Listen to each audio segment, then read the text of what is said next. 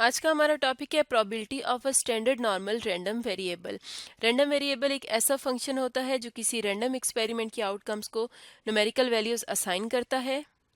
और standard normal random variable एक ऐसा रैंडम वेरिएबल होता है जो कि स्टैंडर्ड नॉर्मल डिस्ट्रीब्यूशन को ड्रॉ करता है। तो आज की वीडियो में हम स्टैंडर्ड नॉर्मल रैंडम वेरिएबल की प्रोबेबिलिटी को समझेंगे। स्टैंडर्ड नॉर्मल रैंडम वेरिएबल की मदद से जो हम कर्व ड्रॉ करते हैं उसे हम कहते हैं स्टैंडर्ड नॉर्मल कर्व, जो कि इस तरह की बेल शेप्ड होती है जो अपनी मीन वैल्यू के साथ सिमेट्रिक होती है, यानी जितना एरिया मीन वैल्यू की राइट साइड पर होता है उतना ही मीन वैल्यू के लेफ्ट साइड पर होता है। 0 इसकी मीन वैल्यू है जिसे हम म्यू से शो करते हैं, और एक्स एक्सिस पर ये जो डिस्टेंस होता है दो नंबर्स के दरमियान इसे हम कहते हैं 1 सिग्मा, यानी 1 स्टैंडर्ड डेविएशन। तो इस तरह की कर्व को हम कहते हैं स्टैंडर्ड नॉर्मल कर्व। और इस कर्व का इसके अंदर जो एरिया होता है वो हमें standard normal random variable z की प्रोबेबिलिटी के बारे में बताता है। मिसाल के तौर पर अगर हम 1 से 2, यानी ये जो इंटरवल है 1 से 2 तक, इसके दरमियान में अगर हम ये एरिया देखना चाहते हैं तो ये हमें बताएगा कि 1 से 2 के दरमियान z की वैल्यूज की क्या प्रोबेबिलिटी है। और ये जो एरिया होता है ये हमें मिलता है इस टेबल की मदद से, जिसे हम जी स्कोर टेबल भी कहते हैं।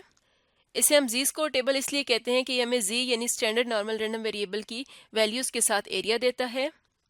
तो जो जी की वैल्यूज होती हैं वो फर्स्ट कॉलम और फर्स्ट रो में होती हैं, और इनके साथ हम ये जो दरमियान में तमाम वैल्यूज है ये हमें एरिया देती हैं। मिसाल के तौर पर अगर हमने जी का एरिया देखना है लेस देन इक्वल्स टू 0.43, तो हम क्या करेंगे 0.4 यहाँ से कॉलम में देखेंगे और 0.03 यहाँ से रो वाइज देख के, तो यहाँ पर हमारे पास वैल्यू आ जाती है 0.6664। तो इस तरह से हमारे पास जो स्टैंडर्ड नॉर्मल रैंडम वेरिएबल होता है उसकी वैल्यूज या उसकी जो प्रोबेबिलिटी है वो हमें इस टेबल की मदद से मिल जाती है।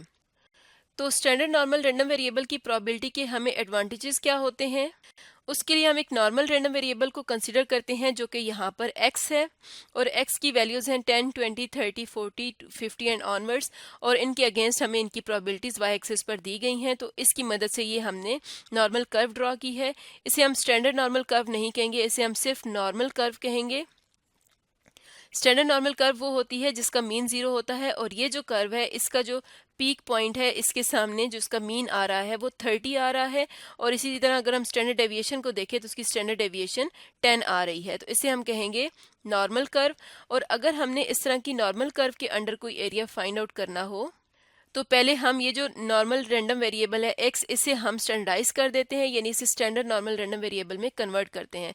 तो इसके लिए हम क्या करते हैं, हम इसमें से इसकी मीन वैल्यू को सब्ट्रैक्ट करते हैं और सिग्मा यानी स्टैंडर्ड डेविएशन से डिवाइड करते हैं, तो ये कन्वर्ट हो जाता है standard normal random variable z में।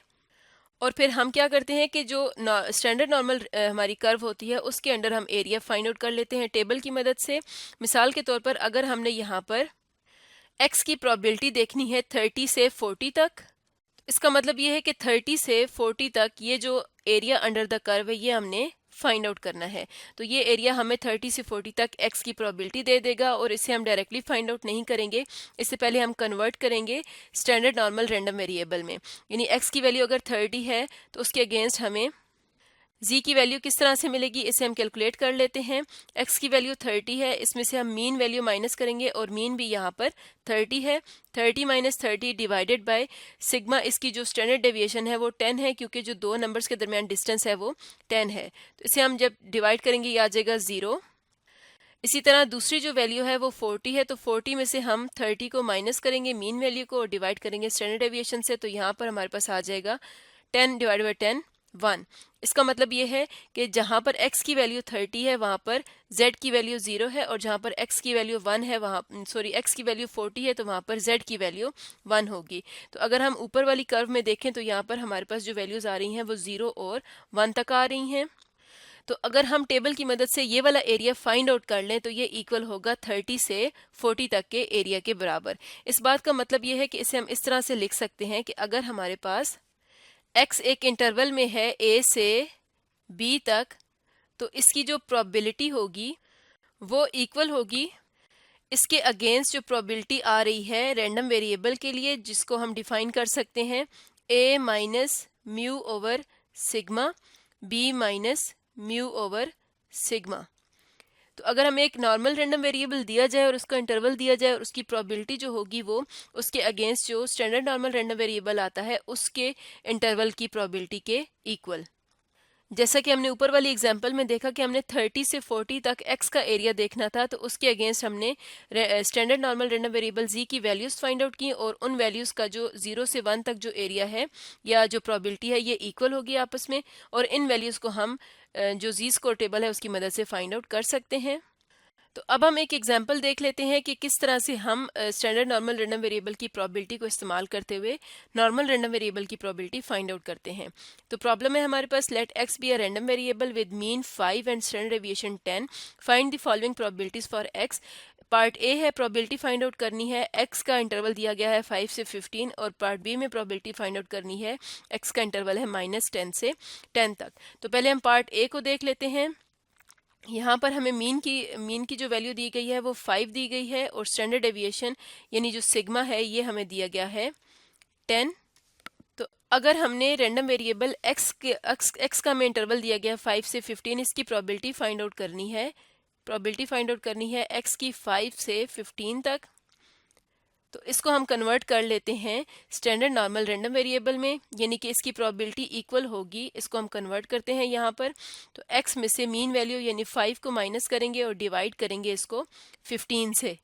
तो इसका मतलब ये है कि इसके इंटरवल की जो हमारे पास वैल्यूज़ हैं उनमें से भी हम 5 को माइनस करेंगे, यानी 5 में से 5 को सब्ट्रैक्ट करेंगे, डिवाइड करेंगे 15 से। इसी तरह इस तरफ 15 में से 5 को सब्ट्रैक्ट करेंगे और डिवाइड करेंगे 15 से।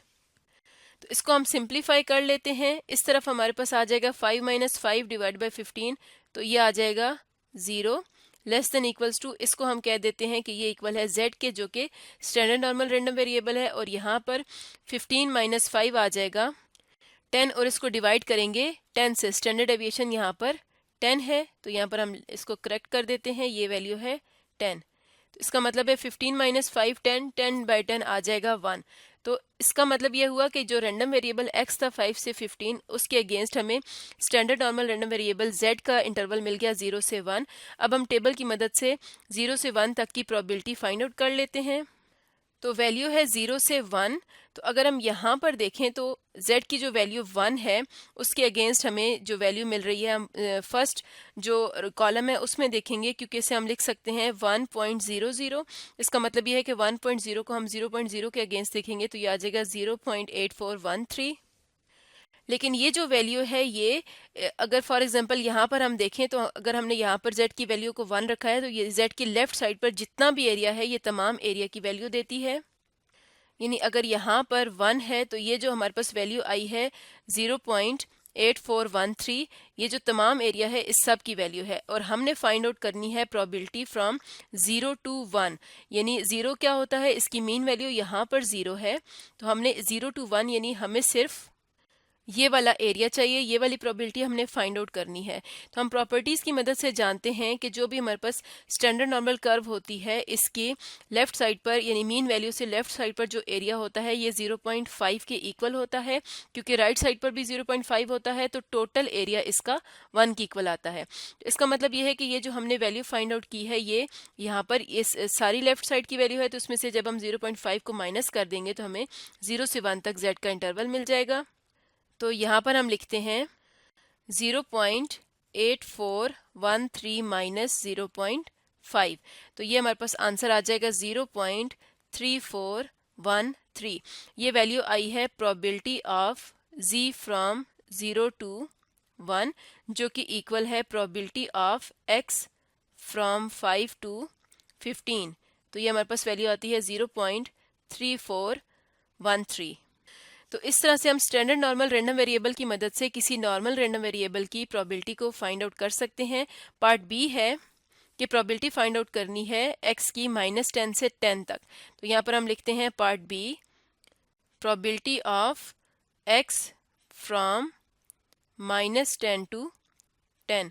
तो इसको भी हम इसी तरह स्टैंडर्ड नॉर्मल रैंडम वेरिएबल में कन्वर्ट करेंगे, तो इसको हम लिख सकते हैं कि ये इक्वल है प्रोबेबिलिटी ऑफ x माइनस, यहाँ पर भी हमें वही जो मीन और स्टैंडर्ड डेविएशन है यूज़ करना है, तो मीन 5 है और स्टैंडर्ड डेविएशन 10 है। तो इस केस में हम यहाँ पर लिखते हैं x माइनस 5 डिवाइडेड बाय 10। तो यहाँ पर यह आ जाएगा -10 -5 ओवर 10 और यहाँ पर आ जाएगा 10 - 5 डिवाइडेड बाय 10। इनको हम सॉल्व कर लेते हैं तो ये आ जाएगा प्रोबेबिलिटी ऑफ -10 - 5 15 आ जाएगा, -15 बाय 10 आ जाएगा -1.5 लेस देन इक्वल्स टू, ये हमारे पास इक्वल आ जाएगा z के, less than equals to 10 - 5 5 by 10 आ जाएगा 0.5। तो अब हमने प्रोबेबिलिटी फाइंड आउट करनी है z की -1.5 से 0.5 तक। तो यहाँ से हम टेबल में देख लेते हैं। टेबल में हमें z की वैल्यू यहाँ पर 1.5 और यहाँ पर 0.5 तक दी हुई हैं। यहाँ पर जो वैल्यूज़ हमें नज़र आ रही हैं वो z की पॉजिटिव वैल्यूज़ हैं। अगर हम कॉलम वाइज देखें, इसी तरह से हम ऊपर देखें तो यहाँ पर हमें z की नेगेटिव वैल्यूज़ के लिए भी एरियाज गिवन होते हैं। तो इस क्वेश्चन को सॉल्व करने के लिए हम यहाँ पर कर्व को कंसीडर करते हैं। तो यहाँ पर -1.5 का मतलब ये है कि हमने यहाँ पर पॉइंट प्लॉट करना है -1.5 और 0.5 यहाँ पर है। तो इन दो पॉइंट्स के दरमियान ये जो एरिया है ये हमने फाइंड आउट करना है। इसे हम शेड कर देते हैं कि ये वाला एरिया हमने फाइंड आउट करना है। और जब हम टेबल की मदद से एरिया फाइंड आउट करते हैं, जैसे कि यहाँ पर z की वैल्यू -1.5 है, तो टेबल में अगर देखें तो z की वैल्यू -1.5 के लिए हम इसको फर्स्ट कॉलम में ही देखेंगे, क्योंकि इसको हम लिख सकते हैं -1.50 और 0.00 वाले कॉलम में देखें तो -1.5 के सामने वैल्यू आ रही है 0.0668। तो इसके लिए अगर हम यहाँ पर देखें तो 1.5 के लेफ्ट साइड पर जो एरिया होता है ये हमें मिलता है, ये है 0.0668। यानी जो हमें टेबल की मदद से एरिया मिलता है वो z की वैल्यू के लेफ्ट साइड पर जो एरिया होता है वो होता है। तो इसका मतलब ये है कि अगर हम 0.5 के लिए यहाँ पर टेबल में अगर एरिया को देखते हैं, 0.5 को हम देखेंगे z की पॉजिटिव वैल्यूज़ के लिए जो एरियाज दिए गए हैं, तो 0.5 के सामने एरिया है 0.6915। तो ये जो एरिया होगा वो यहाँ से लेकर लेफ्ट साइड पर होगा। तो इस ये कितना है 0.6915। तो यहाँ से हम ये कह सकते हैं कि 0.6915 में से हम माइनस कर देंगे 0.0068, तो हमें एरिया मिल जाएगा -1.5 से 0.5 तक। तो इसे हम यहाँ पर लिख लेते हैं 0.6915 माइनस 0.0668। तो ये इक्वल आता है 0.6247 के, जो कि हमारे पास एरिया आ गया standard normal random variable z की वैल्यूज़ के लिए -1.5 से 0.5 तक, और ये इक्वल है probability of x from -10 to 10 के। तो इस तरह से हम किसी भी नॉर्मल रैंडम वेरिएबल का एरिया या उसकी प्रोबेबिलिटी फाइंड आउट कर सकते हैं उसे एक स्टैंडर्ड नॉर्मल रैंडम वेरिएबल में कन्वर्ट करने के बाद। तो आज की वीडियो में हमने देखा कि एक स्टैंडर्ड नॉर्मल रैंडम वेरिएबल की प्रोबेबिलिटी की मदद से हम किस तरह से एक नॉर्मल रैंडम वेरिएबल की प्रोबेबिलिटी फाइंड आउट करते हैं।